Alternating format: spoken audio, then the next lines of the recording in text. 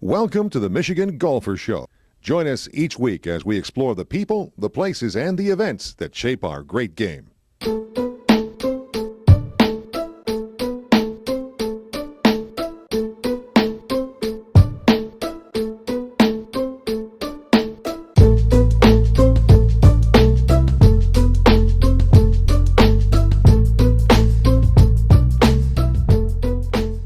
Hi, I'm Jack Berry, and I'm here at the new Hudson Cafe on Grand River in the metropolis of Hudson, Michigan, with Harry Bowers, who owns a big piece of this place here at the Hudson Cafe. And we're talking about how Michigan is getting back in the tournament golf business, it seems. We've had so many great tournaments here over the years at Oakland Hills, and now we're even over across the state at Benton Harbor. The Point of Woods Country Club is getting the Western Amateur back again in 2019, and the first one was back in 1971. Andy North won. Andy North went on to win Oakland Hills U.S. Open, and the history of Point of Woods is so terrific. I mean, Tiger Woods won there. Phil Mickelson won there. Ben Crenshaw won there. Curtis Strange won there. All of the greats have won it over at Point of Woods, and it's nice that after being away for a while, it's getting back in the business in 1919. And boy, I can't get used to this being 2019 for crying out loud.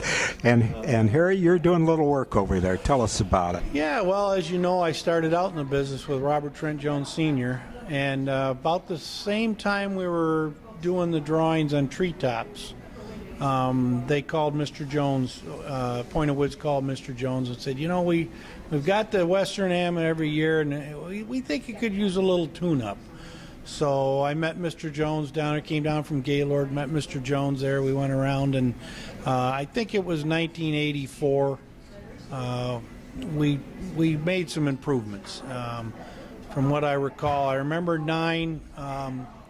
There was a lot of complaints that it's 200 yards over water. It was similar to when Mr. Jones did the 6th or the 4th hole at Baltusrol. And then he made a hole in one. Yeah.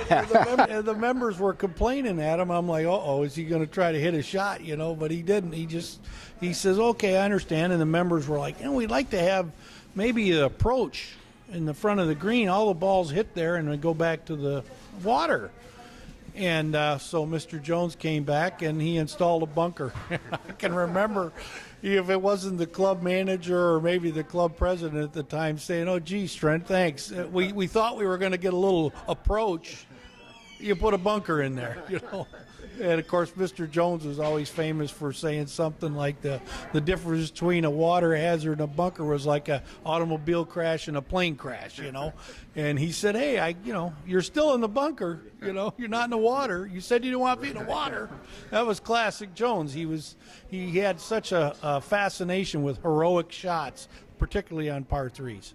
You know, and I also remember we added a bunker, I think, on the left side of 10, and that following summer, Scott Verplank won. And I remember I went back out for the tournament, and I remember in this press conference, he played almost a flawless final round in his match, and he said, I only had one hiccup, and he says, I hit that bunker on 10, and he said it was nowhere on my notes from the previous year, and that was because it wasn't there. You know, we had added it, so it was pretty good. But, you know, it's a great golf course, and I'm just glad with the USGA and everybody else pushing these links-style golf courses as supposedly our championships.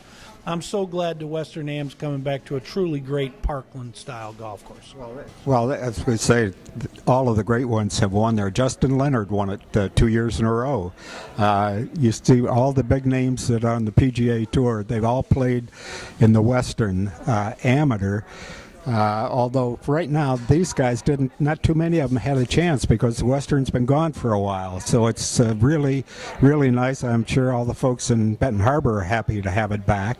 And with that coming back with the Ally tournament at Warwick Hills, bringing back all the fellas all the great ones, Couples and Vijay Singh and all the other ones that play in the old boys tour now. They're going to come back to Warwick Hills, and they know that golf course, and they're going to love it. Yeah. And so we have the two LPGA tournaments in Ann Arbor, the Warwick tournament, the Meyer tournament over in Grand Rapids, 3 Symetra tournaments. Why, Michigan is getting to be the golf central again. It's great for Michigan, isn't it, Jack? It's so nice to see people coming back and putting a spotlight on these Michigan golf courses. So many great architects come out of this area, if not Michigan, Illinois, Ohio, and we've just got such we're blessed here in Michigan with some great golf architects. Absolutely. And come on and give me a little list of the courses that you've done here. Come on. Well, here in Michigan, it's not too many. Pierce Lake out in Chelsea, Michigan, and Inkster Valley, right along I-94. Yeah. You go across I-94. Look on the right. You can't miss it. You can't miss it.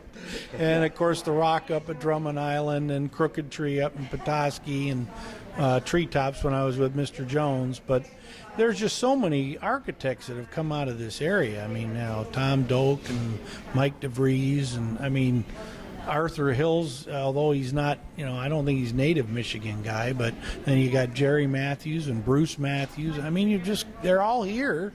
They've all got great tracks. I mean, everybody's, they've all got great tracks. Yeah. I mean, everybody's. Well, Art won the Ann Arbor City Championship back when he was a student.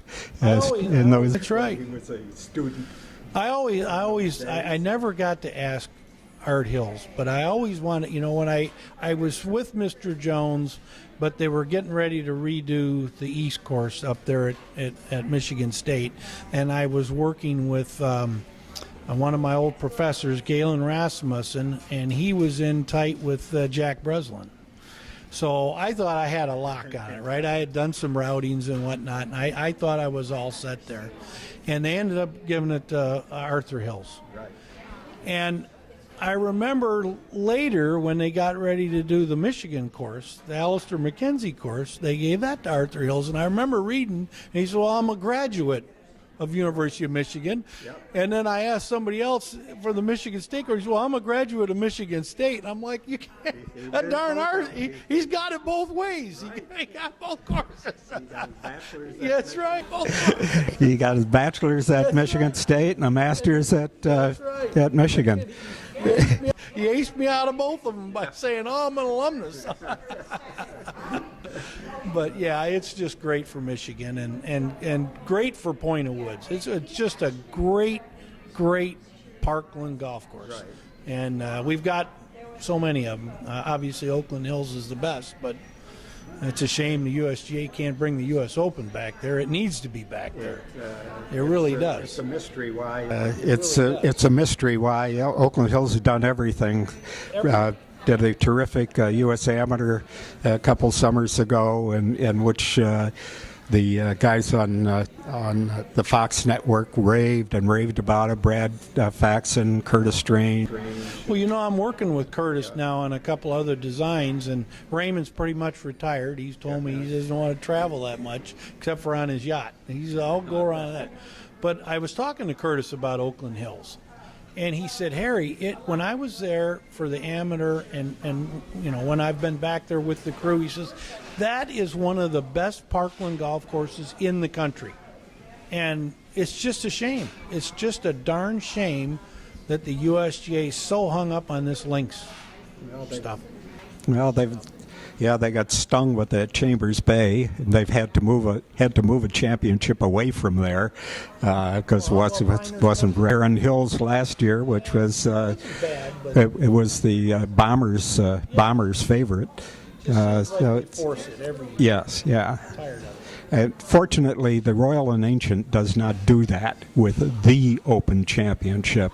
They stick with their rota of courses that everybody's familiar with, and we've seen great golf in the Opens every year. Yeah. Well, hopefully they'll bring it back to Oakland Hills. It sure would be nice, wouldn't it? We'll hope for it. We'll hope for it. Yeah. So we've been talking about Michigan golf and the tournaments that are coming back and making us the big golf state again. With talking with Harry Bowers, the golf course architect, Michigan State graduate, and Harry's had his hand in courses from right here down off of I-94 all the way up to the Rock and Drummond Island, way up there.